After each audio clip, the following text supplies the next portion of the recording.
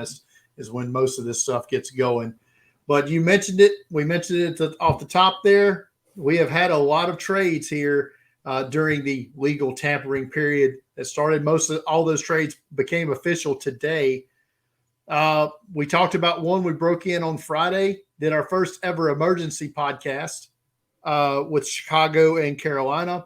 Carolina gets the number one pick in the draft. Chicago got pick 9, pick 61, 24 first, 25 second, and wide receiver DJ Moore. Go back and watch our video on our YouTube channel. Get all the breakdown of our initial thoughts on that. We'll talk more about that a little bit later with Brian Lamb of NFL Draft Lounge when he comes on.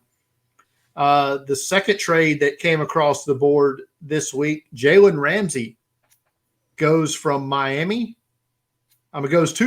from the Rams in exchange for pick 77 in the third round and tight end Hunter Long. What was your initial impression of this trade when you saw it? My initial thought was, wow, that's good for Miami, right? I think to get a player like Jalen Ramsey, who's I think he's still a top 5 corner in the league, to be honest. Maybe not as good as he once was, but still really, really good for that pick. Now you have to pay him. That's always the piece to this, right? When we talk about draft compensation. But Miami's making a run. I mean, that's what this means. They are going for it this year. Next 2 years, while Tua's still in that rookie contract. Yeah, and it's smart of them to do that. They made some progress last year. I mean, but Tua needs to stay healthy, right? So that's the caveat here.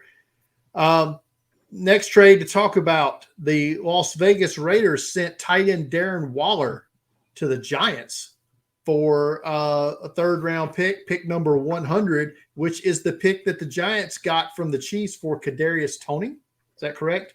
So Waller for Kadarius Toney, essentially here in a 3-team trade.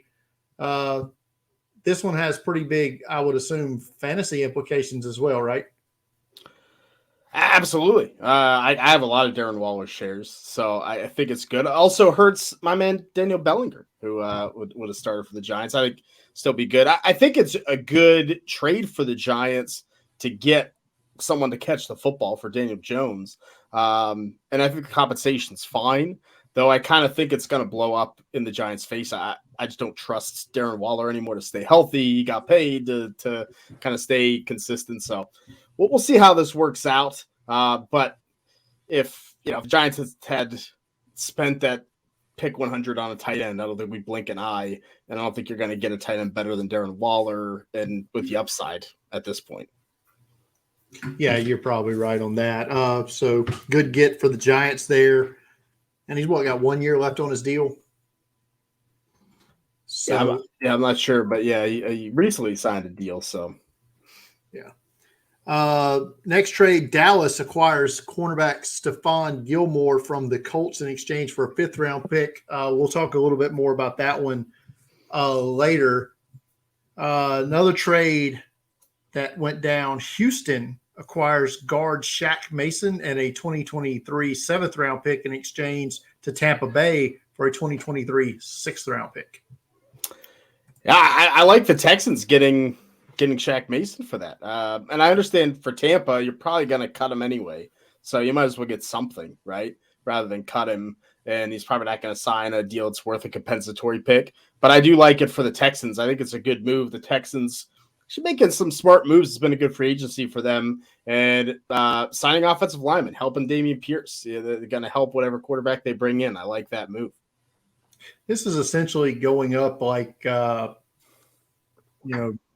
I guess, right? So I can't remember what pick. Round, I think. So. Last trade that went down, New England has admitted defeat here on tight end Jonnu Smith, who was one of their big free agent signings a couple of seasons ago. They get a 2023 7th round pick from Atlanta for Jonnu Smith, who reunites with his former offense coordinator, Arthur Smith. So seems like this is it's not great for the fantasy value of Kyle Pitts, I guess, but good for Jonnu Smith, I guess. There's a heavy debate in the fantasy community of if this is good or bad for Kyle Pitts. Because Jonnu Smith might take the blocking reps. They're going to play 12 personnel. If you have Johnny Smith blocking, maybe Kyle Pitts doesn't have to block and can go out for more passes. That would be nice after he had, I think, a 54% blocking percentage on his snaps for Kyle Pitts last year. So that's what Johnny Smith did well in New England. He blocked. They thought he could do probably both things, and he couldn't really. So that's that's the case.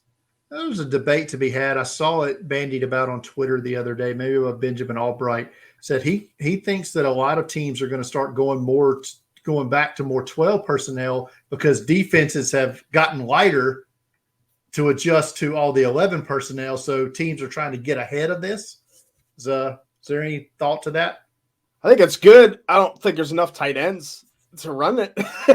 I think there's a serious lack of pass catching tight ends to be able to run that effectively. If you want a guy to go out there and catch balls, a lot of teams are paying, blocking tight ends pretty good money now.